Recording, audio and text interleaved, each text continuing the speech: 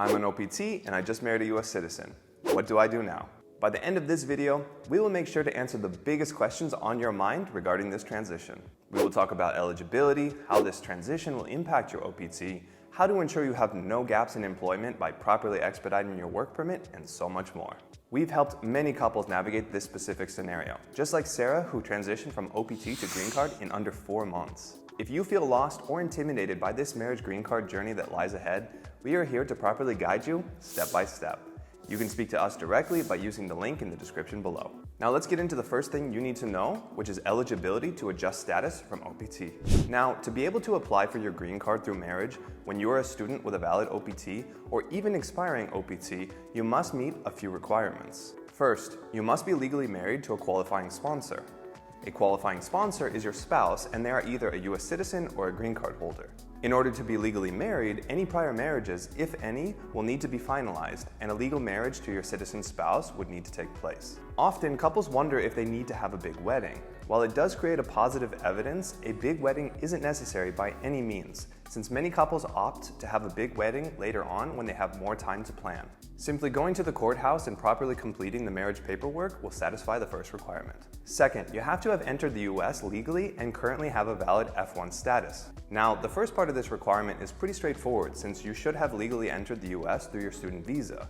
But still make sure there are no issues with your I-94 record and correct whatever needs to be corrected with that record ahead of time, since you will need it as a part of this process. However, currently having a valid F1 status is a bit more nuanced, and we'll actually break this down in more detail at the end of this video. But for now, just know that this requirement would depend on whether you're married to a green card holder or a US citizen. But now, the third requirement. This one requires that you have not violated the terms of your current visa. Violations can include not registering for the required number of credits, you stop attending classes, etc.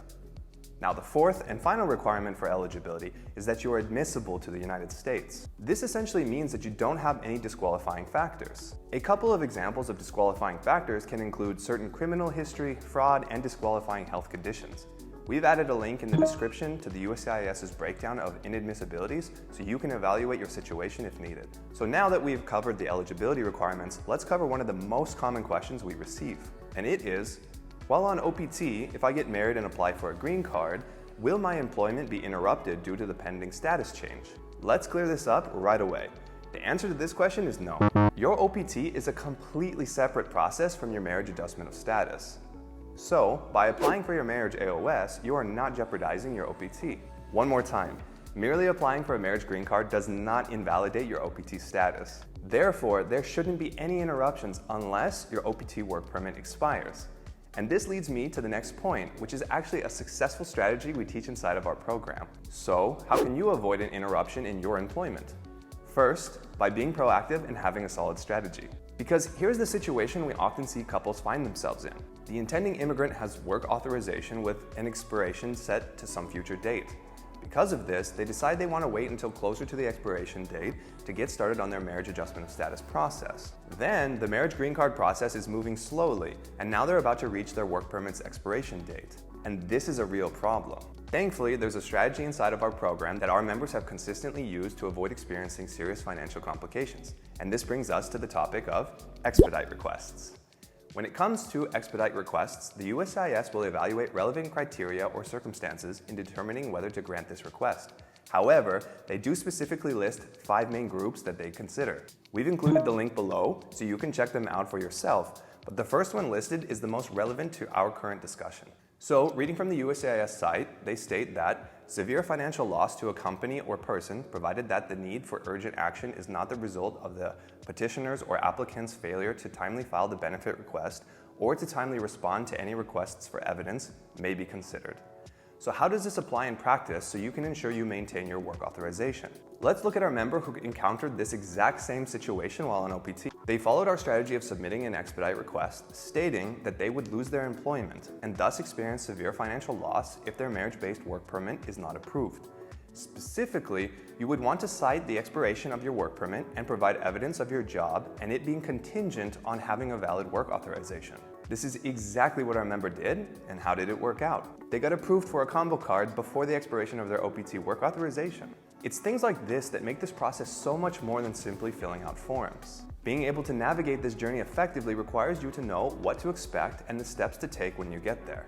That's why we created our Marriage Immigration Method program, which is designed for couples looking for a complete step-by-step solution they can follow on their own timeline, but with a full support system available to them throughout this entire immigration journey, from green card all the way through naturalization. If this sounds like the solution you've been looking for, then we encourage you to schedule a call with us using the link we've included in the description below. Now, let's get into our final and most important point, and that is, what if your OPT has already expired or is about to expire very soon, meaning you will likely fall out of status? Oftentimes, couples will ask if they can apply for the adjustment of status or whether they now need to leave and try to re-enter using a fiancé visa or by going through consular processing in their home country. But before I give you the answer, I did mention earlier that this is heavily dependent on whether you're married to a green card holder or a US citizen. For those married to a green card holder, you unfortunately do not benefit from the same advantages granted to the spouses of US citizens. The requirement for you to adjust status is to have maintained your status all the way up until you applied for your marriage green card. For those of you married to US citizens, you actually do not need to have continuously maintained your status. This is just one of the many benefits enjoyed by the spouses of US citizens, and you should definitely check out this video we made on all of the other benefits, because this is where you either use it or you lose it. But because spouses of US citizens do not need to maintain continuous status, it would actually be a huge mistake to leave and pursue the K-1 visa or consular processing process. If you overstayed your visa, it might even trigger a bar for you to enter the US in the future. The adjustment of status allows for the intending immigrant to remain inside the US while their application is pending, which is a major advantage, and your unauthorized stay will be forgiven so long as you're married to a US citizen. Not to mention, the USCIS has been processing these cases super fast lately.